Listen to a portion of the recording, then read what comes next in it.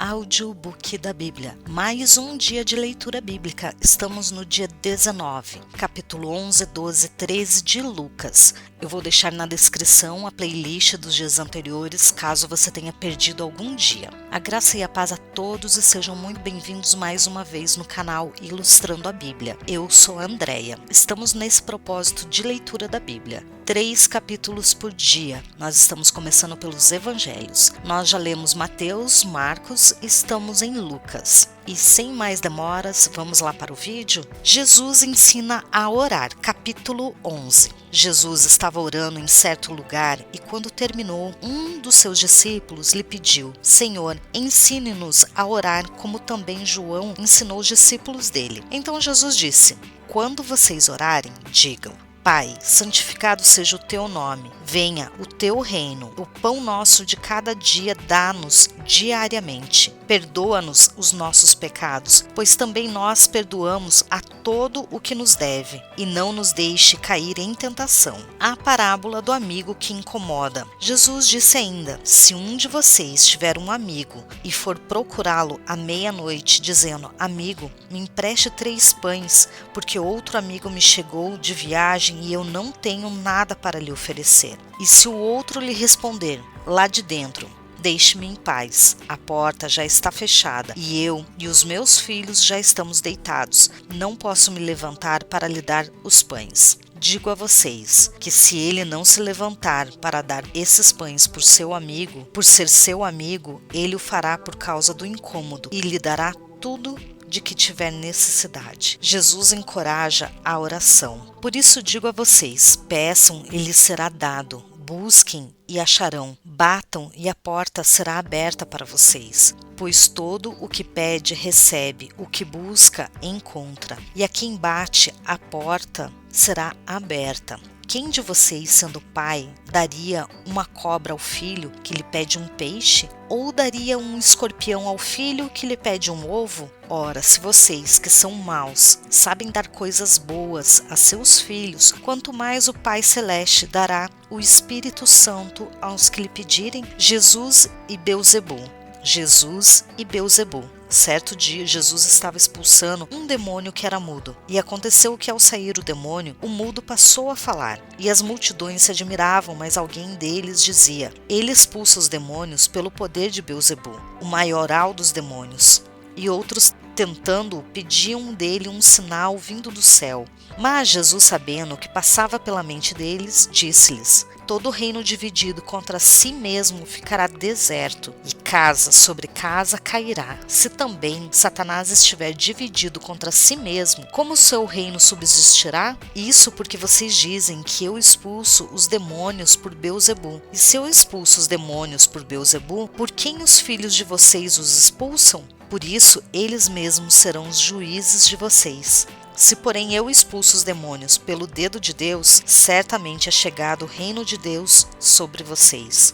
Quando o valente, bem armado, guarda a sua própria casa, todos os seus bens ficam em segurança. Mas se aparece alguém mais valente do que ele, vence-o, tira-lhe a armadura em que confiava e reparte os seus despojos. Quem não é por mim é contra mim, e quem comigo não ajunta, espalha. A volta do espírito imundo. Quando o espírito imundo sai de uma pessoa, anda por lugares áridos, procurando repouso. E não o achando, diz: voltarei para minha casa de onde saí. E voltando, a encontra varrida e arrumada. Então vai e leva consigo outros 7 espíritos, piores do que ele. E entrando, habitam ali. E o último estado daquela pessoa se torna pior do que o primeiro. A exclamação de uma mulher. Aconteceu que, ao dizer Jesus essas palavras, uma mulher que estava no meio da multidão disse a ele, erguendo a voz: bem-aventurado o ventre que concebeu você e os seios que o amamentaram. Jesus, porém, respondeu: pelo contrário, mais bem-aventurados são os que ouvem a palavra de Deus e as guardam. O sinal de Jonas. Visto que aumentavam as multidões em volta dele, Jesus começou a dizer: esta é uma geração perversa. Pede sinal, mas nenhum sinal lhe será dado, senão o de Jonas. Porque assim como Jonas foi sinal para os ninivitas, o filho do homem o será para esta geração. A rainha do sul se levantará no juízo, como os homens dessa geração, e os condenará, porque veio dos confins da terra para ouvir a sabedoria de Salomão. E aqui está quem é maior do que Salomão. Ninivitas se levantarão no juízo com essa geração e a condenarão, porque se arrependeram com a pregação de Jonas. E aqui está quem é maior do que Jonas, a luz do corpo. Ninguém, depois de acender uma lamparina, coloca em lugar escondido, nem debaixo de um cesto, mas num lugar em que ilumina bem, a fim de que os que entram sejam luz. Os olhos são a lâmpada do corpo.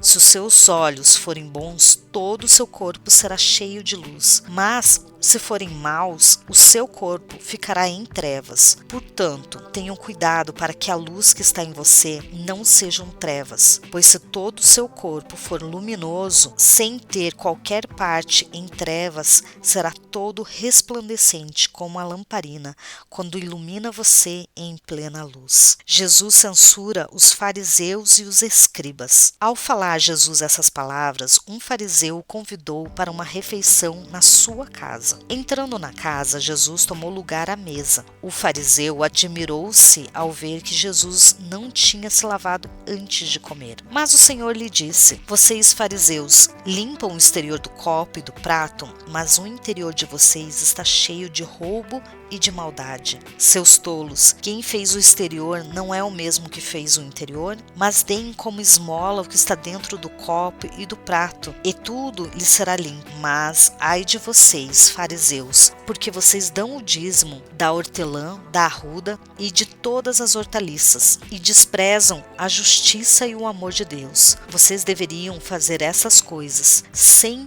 omitir aquelas. Ai de vocês, fariseus, porque gostam da primeira cadeira nas sinagogas e das saudações nas praças. Ai de vocês que são como as sepulturas invisíveis, sobre as quais as pessoas passam sem perceber. Então, tomando a palavra, um dos intérpretes da lei disse a Jesus: Mestre, ao dizer essas coisas, o Senhor está ofendendo também a nós. Mas Jesus respondeu: Ai de vocês também, intérpretes da lei, porque sobrecarregam os outros com fardos superiores às suas forças, mas vocês nem sequer com um dedo tocam nesses fardos. Ai de vocês, porque edificam os túmulos dos profetas que os pais de vocês assassinaram. Assim são testemunhas e aprovam com cumplicidade as obras dos pais de vocês. Porque eles mataram os profetas e vocês edificam túmulos para eles. Por isso também disse a sabedoria de Deus: mandarei para eles profetas e apóstolos, e a alguns deles matarão e a outros perseguirão, para que desta geração se peçam contas do sangue dos profetas, derramado desde a fundação do mundo, desde o sangue de Abel até o sangue de Zacarias, que foi assassinado entre o altar e o santuário. Sim, eu afirmo a vocês, se pedirão contas a essa geração. Ai de vocês, intérpretes da lei, porque vocês pegaram a chave do conhecimento. No entanto, vocês mesmos não entram e impediram os que estavam entrando. Quando Jesus saiu dali, os escribas e fariseus começaram a contestá-lo com veemência, fazendo perguntas a respeito de muitos assuntos, com o objetivo de tirar daquilo que ele dizia um motivo para o acusar. Jesus adverte contra a hipocrisia, capítulo 12. Visto que milhares de pessoas se aglomeraram a ponto de se atropelarem umas às outras, Jesus começou a dizer, antes de tudo, aos seus discípulos: cuidado com o fermento dos fariseus, que é a hipocrisia. Não há nada encoberto que não venha a ser revelado, nem oculto que não venha a ser conhecido, porque tudo o que vocês disseram às escuras será ouvido em plena luz, e o que disseram ao pé do ouvido no interior da casa será proclamado dos telhados. A quem temer? Digo a vocês, meus amigos, não temam os que matam o corpo e depois disso nada mais podem fazer. Eu, porém, vou mostrar a quem vocês devem temer. Temam aquele que depois de matar tem poder para lançar no inferno. Sim, digo que a esse vocês devem temer. Não se vendem 5 pardais por 2 moedinhas? Entretanto, Deus não se esquece de nenhum deles. Até os cabelos da cabeça de vocês estão todos contados. Não temam, vocês valem bem mais do que muitos pardais. Confessar e negar Cristo. Digo mais a vocês, todo aquele que me confessar diante dos outros, também o Filho do Homem o confessará diante dos anjos de Deus. Mas o que me negar diante das pessoas será negado diante dos anjos de Deus. Todo aquele que disser uma palavra contra o Filho do Homem, isso lhe será perdoado. Mas para o que blasfemar contra o Espírito Santo, não haverá perdão.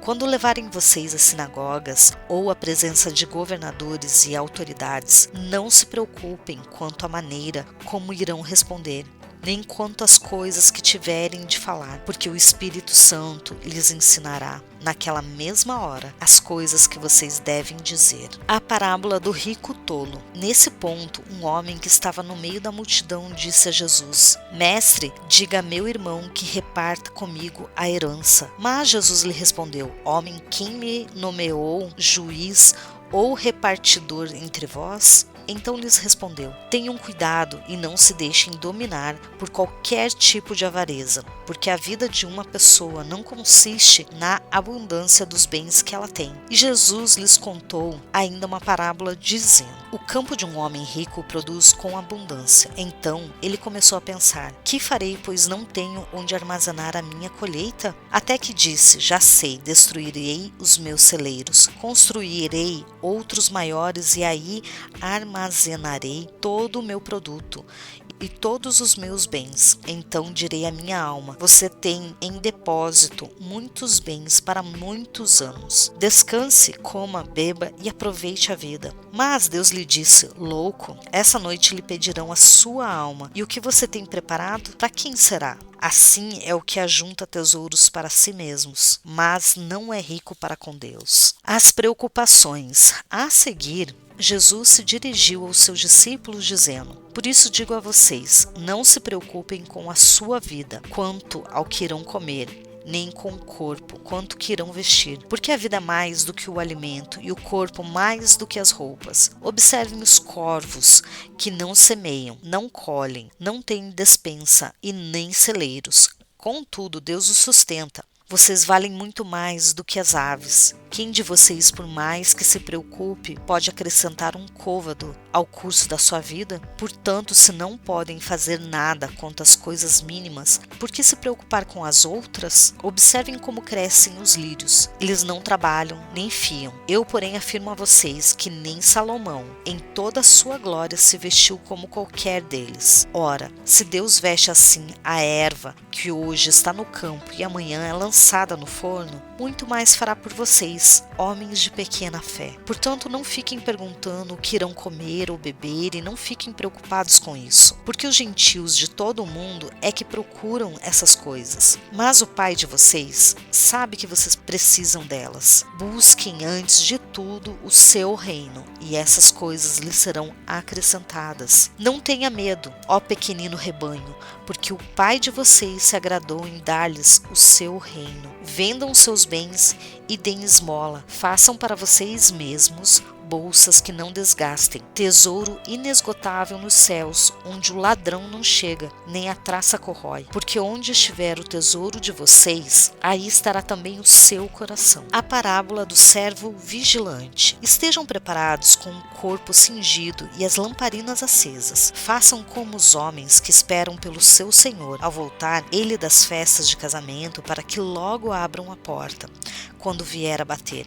Bem-aventurado aqueles servos a quem o Senhor, quando vier, encontrar vigilantes. Em verdade lhes digo que ele há de cingir-se, dar-lhes lugar à mesa, e aproximando-se os servirá. Quer ele venha à meia-noite ou de madrugada, bem-aventurados serão eles se os encontrar vigilantes. Porém, considerem isso: se o pai de família soubesse a que horas viria o ladrão, não deixaria que a sua casa fosse arrombada. Estejam também vocês preparados, porque o Filho do Homem virá a hora em que vocês menos esperam. Então Pedro perguntou: Senhor, essa parábola é só para nós ou também para todos? O Senhor respondeu: quem é, pois, o mordomo fiel e prudente, a quem o Senhor deixará encarregado dos demais servos da casa, para lhes dar o sustento no devido tempo? Bem-aventurado aquele servo a quem seu Senhor, quando vier, achar fazendo isso. Em verdade lhes digo que lhe confiará todos os seus bens. Mas o que acontecerá se aquele servo disser consigo mesmo: meu senhor demora para vir, e começar a espancar os empregados e as empregadas, a comer, a beber